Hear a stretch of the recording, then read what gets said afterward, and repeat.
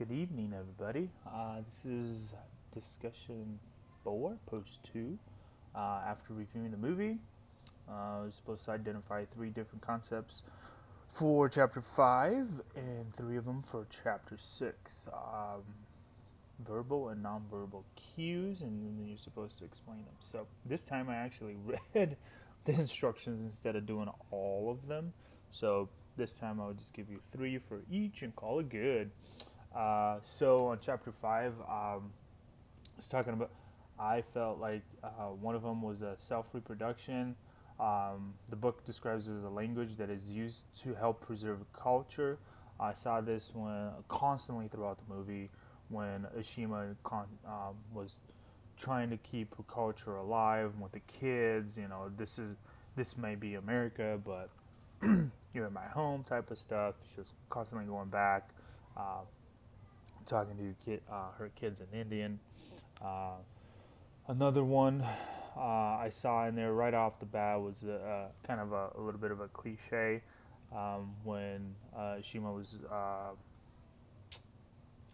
she was jet lagged, I believe, and Ashok was coming into the home, and he's like, "I'll prepare you the tea," and she got kind of a little bit of like a surprise, a little bit of a nonverbal there, like, wait a minute, I'm supposed to be doing that. But he goes, no, don't worry about it. It's the American way. So he just kind of like, you know, give that a little bit to that. And then the third one is talking about, hang on, my notes are horrid. Reality shaped by language.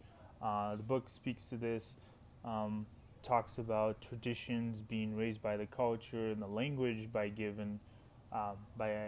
given region or country. Ashima's traditions are throughout the movie,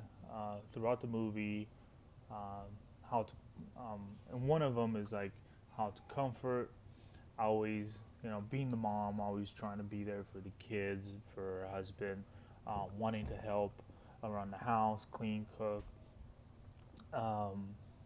So that's all she knew. She grew up on that back in India, and that was just her way to communicate, was to constantly be doing that stuff. So moving on to chapter 6, nonverbal. We saw a lot of affect displays, emotions or feelings being shown throughout it. Her dad died. She basically lost it right there on the spot. She was crying because she missed home. She was always having, some type of confrontation with her kids. So that was pretty much throughout the entire movie, and that was basically on page 207 that talks about the different displays of affect displays. Another one, another nonverbal that was kind of it popped up on me was a nonverbal reaction. It was a kind of a fast reaction, almost instinctively, when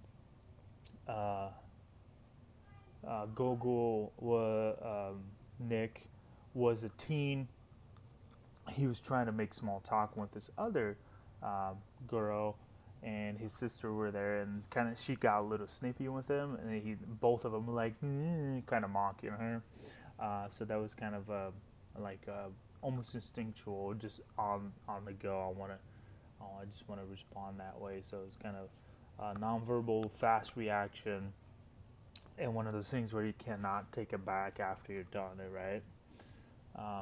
So then section 3.6 has a list of all the different types of touches, like actual physical touching with people. It lists a whole bunch of them, but the ones that really stood out on the movie for me were a lot of Ashimas.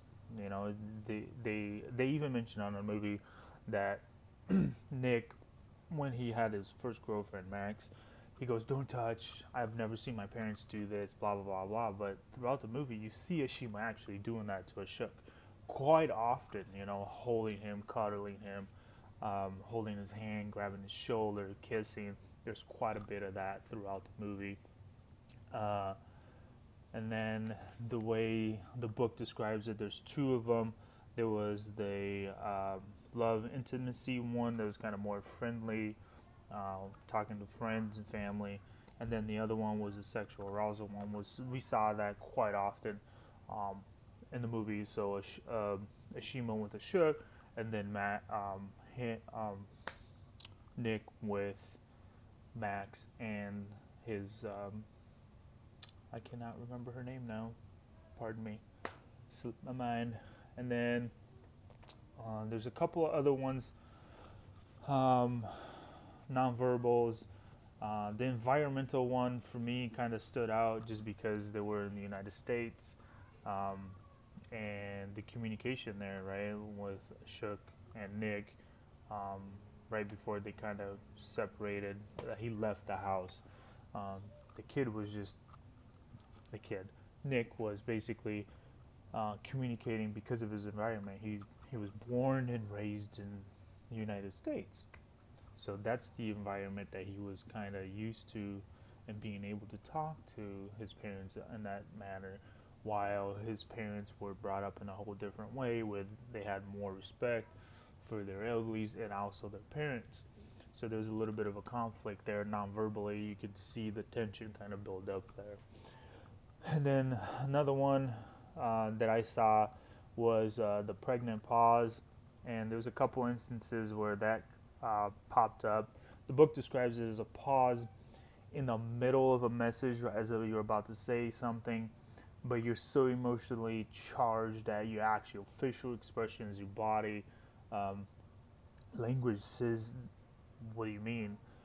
So the first one was when the phone call from, I think it was Ashima's brother, to Ashok saying, "I can't do it." And then as if even the tone through the phone, Ashok already knew what the message was. And then the second time was when Ashok was actually going to tell Ashima, and he had a long pause, and she's just like, "What is happening?" And then he told her, and then boom, you see the immediate reaction that she had with him. And then we saw something similar with when Ashok actually passed away, and Nick was kind of having that emotional reaction to the message when he was on the phone, and then he went to the apartment and he broke down. So actually that was four. So again, I'm sorry, got a little carried away, but that is everything I got, guys, and I'll see you guys later.